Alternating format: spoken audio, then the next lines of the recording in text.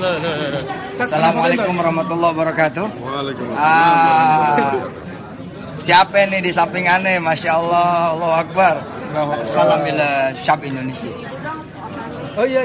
Ya, si Yusuf Mansur bilang maaf. Ya. Saya tidak mau ada seorang pun di sini di ruangan ini. Iya. Kecuali Zakir Naik, saya dan si siapa namanya? Siapa si pemilik stake ini siapa namanya? Jody Brotosuseno. Ya, enggak tahu selalu. Anak muda, masih muda. Iya, Jody Brotosuseno. Ah, udah ditutup lah sama Zakir Naik. Dia datang sama istrinya tuh si Jody ya. Gitu. Sedekahnya ya teman-teman, bayangin. Sakit hati nggak teman-teman kalau sampai teman-teman bersedekah untuk kepentingan bisnis Yusuf Mansur, misalkan kepentingannya untuk mengembangkan warung steak. Sakit hati nggak?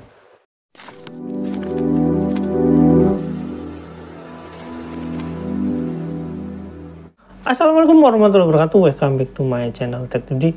Ya teman-teman, setelah kita mengungkapkan beberapa fakta yang sebelumnya kita beberkan, bahwasanya pada akhirnya usaha Yusuf Mansur untuk mengumpulkan dana umat melalui, ya tanda kutip ya, Veteran Asset Management itu dicabut izinnya oleh OJK, dan akhirnya ya kita tahu bahwasanya Yusuf Mansur ini ya nggak berkompeten gitu untuk yang melakukan hal itu gitu, walaupun memang mungkin tujuannya ya cuma untuk mengumpulkan gitu, walaupun hasilnya nanti gimana ya itulah bla bla bla, tapi saya nggak tahu, intinya udah dicabut. Nah, dari 2022 sampai 2024 ini kita tahu Yusuf Mansur itu udah mulai kehilangan pamornya dan mulai sedikit-sedikit itu menghilang dari peredaran dunia penceramahan ya. Nah, setelah itu menghilang ya teman-teman, itu kita nggak pernah melihat perkembangan yang signifikan usaha Yusuf Mansur. Nah, tapi karena ini agak rigid ya, agak mendalam gitu ya, kita akan ungkapkan ini, mencoba menelusuri satu persatu sebab dan mungkin munculnya bisnis Yusuf Mansur itu karena apa dan bagaimana gitu ya, atau cara-caranya bagaimana. Dan ini adalah salah satu video yang mungkin jadi salah satu kunci bagaimana Yusuf Mansur ini membuka bisnis atau mengembangkan bisnisnya.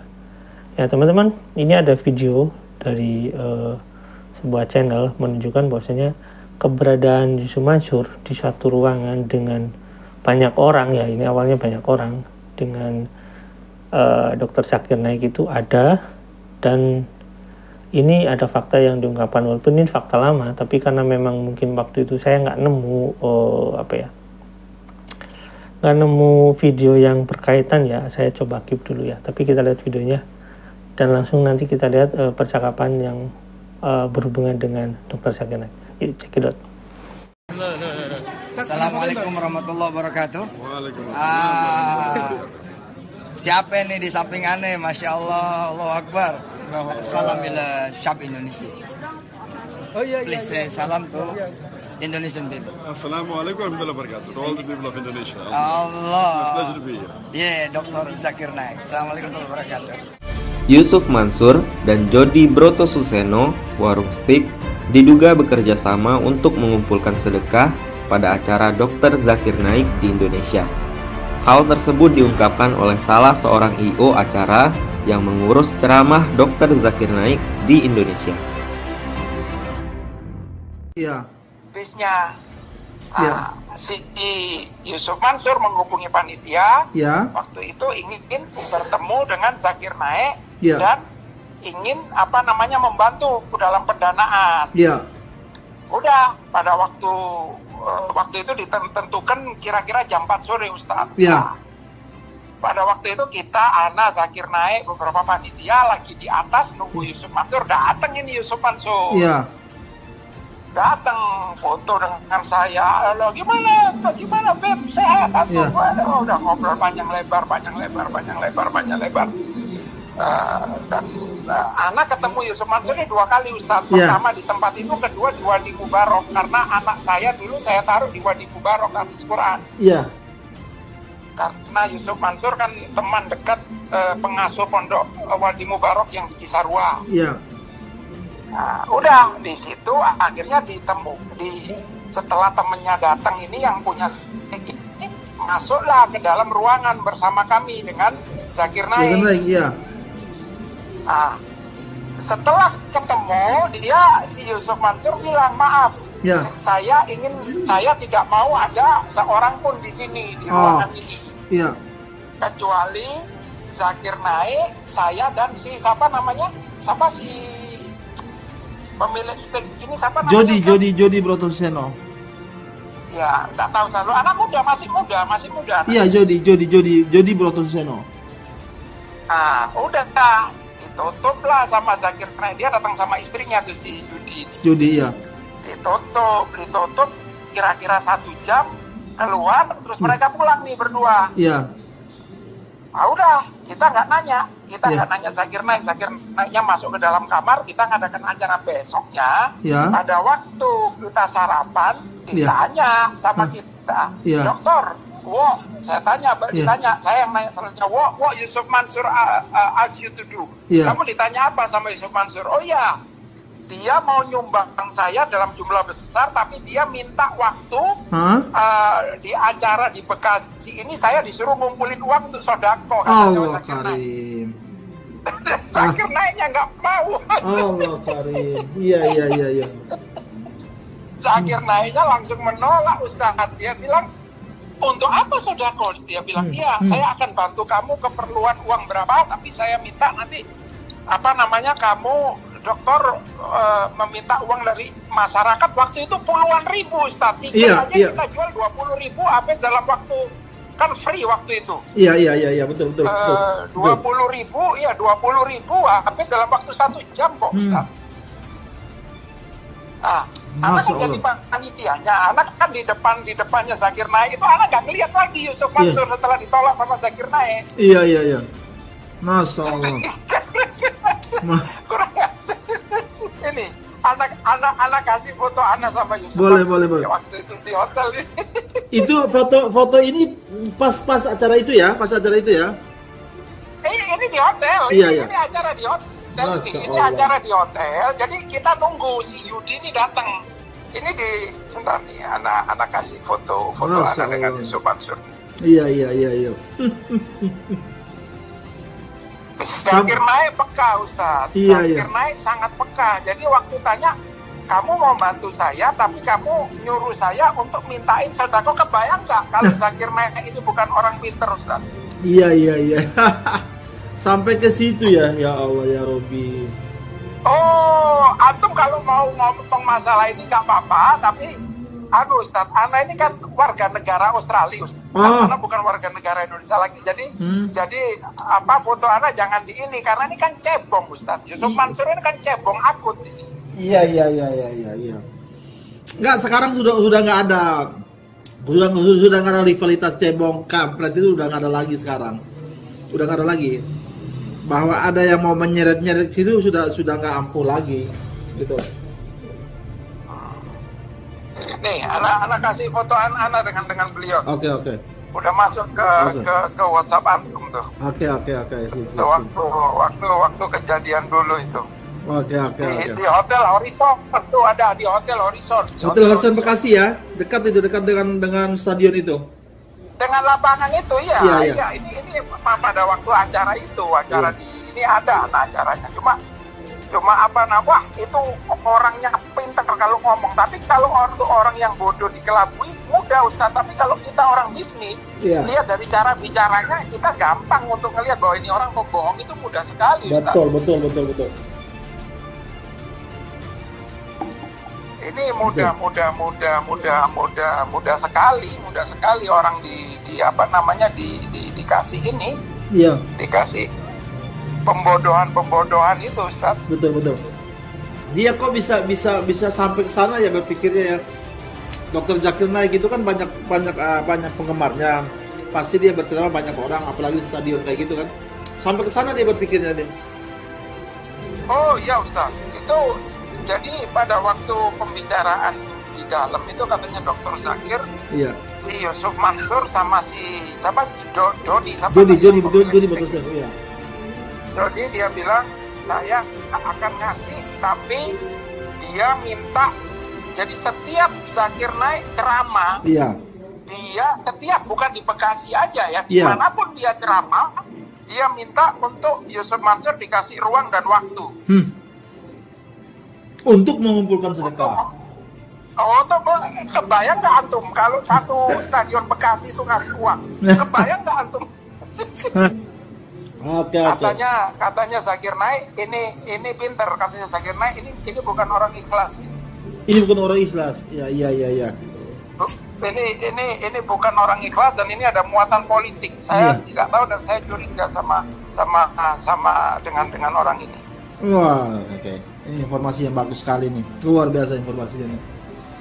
Nih, itu lihat tuh orang segitu banyaknya Ustadz. Waktu itu lihat tuh, Ana sebagai panitia penuh. Iya. Ini masalah Yusuf Mansur ini dolim, ini orang harus betul-betul ya ini Ustaz, katanya Ali bin Abi Thalib Ustaz ya. Iya. Radhiyallahu anhu. Ya. Ali bin Abi Thalib tuh di salah satu bukunya mengatakan sungguh tuh ada dua golongan manusia yang saya tidak sanggup memikulnya. Iya. Seolah-olah punggung saya patah untuk memikulnya, yaitu siapa? Alimun muta'atik dan jahilun mutanasik. Orang alim yang orang alim yang jahat dan orang bodoh yang beribadah. Gitu ya. Iya. Iya, Orang alim yang jahat dan orang bodoh. Ada di Indonesia ini sekarang. Iya. Orang alim yang jahat dan orang bodoh yang beribadah. Orang alimun muta'atik dan jahilun mutanasik, yaitu orang alim yang jahat. Jadi orang alim tapi menjual ayat Ustaz. Ya kayak si Yusuf Mansur, kayak ulama-ulama yang ada ini. Iya. Dan jahilun mutanasik, yaitu orang jahil, orang bodoh yang beribadah. Iya. Jadi apa yang disuruh oleh ustadznya itu, yang alimun muta'atik itu dilakukan sama yang jahilun mutanasik. Iya. Ya orang bodoh yang rakyat yang beribadah. Iya. Itu kata-kata Ali ya, Pak Ustadz ya. Ali bin Abi Thalib radhiyallahu anhu, sungguh punggung saya patah untuk memikul dua jenis golongan manusia yang saya tidak sanggup memikulnya, katanya Ali bin Abi Thalib. Iya. Yaitu alimun muta'atik dan jahilun mutanasik. Iya. Orang alim yang jahat. Alimun muta'atik dan jahilun mutanasik. Orang alim yang jahat dan orang bodoh yang beribadah. Orang bodoh yang beribadah. Iya. Jadi orang bodoh yang beribadah ini ngikutin dari orang-orang alim yang jahat. Orang alim-alim yang jahat bilang, tanda kutip, oh udah kamu beribadah aja, Pak, sodako, nggak usah sholat, nggak usah ini, yo diikutin sama yang itu. Iya. Syukron kesir nih, Ana malam ini dapat banyak informasi dan pencerahan ini, Pak Ustadz. Sama-sama Ustadz, Ana terima kasih. Aku harus datang ke Melbourne. Insya Allah. Oke, itu teman-teman videonya. Nah, teman-teman di sana kan kalau kita lihat dari video awalnya itu, bahwasanya ada banyak orang di sana di satu ruangan itu, ya mungkin ruangan itu ya mungkin ruangan pertemuan atau ruangan VIP ya. Ada banyak orang di sana dan kebetulan itu salah satunya ya mengambil video dengan Yusuf Mansur, dan di belakang itu ada banyak orang ya teman-teman, ada banyak orang yang mungkin ingin waktu itu mungkin nama Yusuf Mansur masih bersinar ya, sehingga orang-orang ini pingin berfoto dengan Yusuf Mansur, padahal Yusuf Mansur itu sebenarnya paling anti gitu ya kalau orang yang di luar circle-nya gitu ya. Contohnya kalau setiap ceramah itu dia mencoba menghindari berfoto dan bervideo bareng gitu ya dengan orang-orang yang telah dia manfaatkan untuk sedekahnya. Nah teman-teman, dari sana kita bisa lihat setelah video berikutnya muncul itu ada pembicaraan tentang Yusuf Mansur pingin mengambil manfaat dari setiap ceramah Dr. Zakir Naik ya, gitu ya. Dan yang paling membuat kita menurut saya ini menjadi salah satu kunci, Yusuf Mansur itu datang dengan jodi. Itu menurut penuturan si bapak ini, karena kan datang dengan pemilik warung steak ya, dan pemilik warung steak ya selain Yusuf Mansur ya jodi gitu, karena memang ya pengelolanya jodi, direkturnya ya. Nah teman-teman, si Yusuf Mansur ini kepentingannya di sana tadi kan diungkapkan kepentingannya itu dia akan mendanai ceramah Dr. Zakir Naik ini dengan catatan dia diberi waktu 1 jam untuk ya mengumpulkan sedekah. Kan aneh sekali ya teman-teman, kalau dia datang mau mendanai, ngapain harus minta waktu untuk mengumpulkan sedekah gitu ya? Ya tinggal mendanai aja gitu ya. Misalkan nyumbang nih 400 juta itu kan bagi Yusuf Mansur kan kecil ya. Tapi kalau kita lihat kebiasaan Yusuf Mansur, dia itu nggak mau mendanai tentunya lah ya. Dia lebih suka menerima sedekah. Ya. Dari misalkan 20 ribu orang itu hadir untuk melihat Dr. Zakir Naik dan minimal satu orang ada yang ngasih 50, ada yang ngasih 20 ribu, ada yang ngasih 100 ribu, atau ada yang ngasih motor, ada yang ngasih ini. Bayangkan berapa puluh miliar yang bisa dapatkan Yusuf Mansur ketika dia mendapatkan waktu itu. Dan kalau misalkan pada saat itu Dr. Zakir Naik itu cuma dikasih 500 juta, Yusuf Mansur itu masih mudah menghitung dengan sangat teliti atau dengan sangat rigid. Yusuf Mansur itu wah masih balik modal nih. Dan dengan alasan nantinya menurut saya begini, dengan alasan apakah ini nanti dananya kan dipertanyakan, apakah ini dananya ketika mengambil sedekah itu dananya dipergunakan untuk apa? Yusuf Mansur akan bilang, wah ini untuk pembiayaan. Misalkan contoh ini pemikiran saya aja ya. Ini dananya untuk pembiayaan Darul Quran atau untuk pembibitan gitulah, pembibitan hafiz Quran gitu ya. Dan nanti sisanya diberikan kepada tim Dr. Zakir Naik gitu ya. Menurut saya kayak itu. Tapi kalau yang hadir itu dengan Jody, ini menurut saya ada kaitannya dengan warung steak. Nah, pertanyaan berikutnya, apakah Yusuf Mansur ini memanfaatkan waktu itu euforia Dr. Zakir Naik ini dengan cara mengumpulkan sedekah dan uangnya itu dibayarkan nantinya, ini logika sederhananya, itu dibayarkan dengan Dr. Zakir Naik itu sekian ratus juta dan sisanya buat modal warung steak.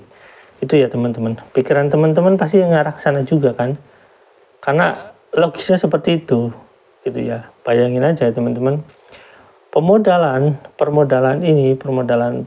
yang dari uang sedekah ini bisa jadi memang sudah berlangsung lama. Itu pemikiran kita ya, ini nggak menuduh, ini cuma pemikiran kita. Bisa jadi memang cara-cara Yusuf Mansur ini mengumpulkan sedekah itu untuk mengumpulkan modal untuk usaha-usaha dia, mungkin salah satunya warung steak. Ya begitu ya teman-teman, menurut pemikiran saya maupun pemikiran teman-teman mungkin seperti itu.